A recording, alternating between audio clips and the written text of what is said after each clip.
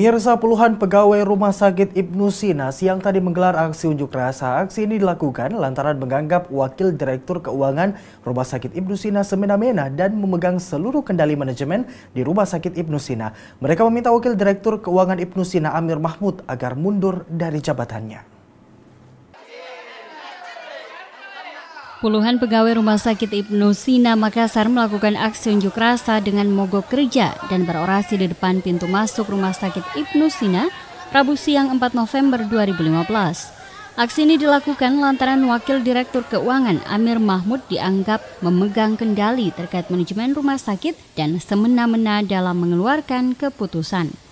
Sebagai bentuk aksi unjuk rasa mereka, puluhan pegawai tersebut kemudian membentangkan kain putih yang bertuliskan menuntut wadir keuangan tersebut diturunkan dari jabatannya, kemudian menempelkannya pada mobil Amir Mahmud. Tuntutan yang diinginkan oleh teman-teman adalah sistem manajemen berjalan dengan baik. Itu.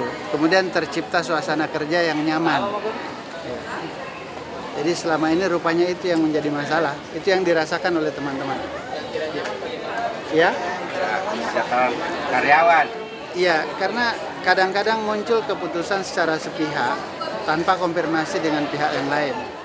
Dalam aksi ini, para pegawai Rumah Sakit Ibnu Sina menuntut Amir Mahmud, Wakil Direktur Keuangan, agar segera mundur dari jabatannya dan menuntut agar menarik kembali 2 pegawai yang dipecat dan dimutasi sebelumnya. Di sisi lain, walaupun sebagian pegawai rumah sakit mogok kerja, namun aktivitas dan pelayanan di rumah sakit ini tetap berjalan seperti biasa. Dari Makassar, Fitriana Sari, GoTV memberitakan.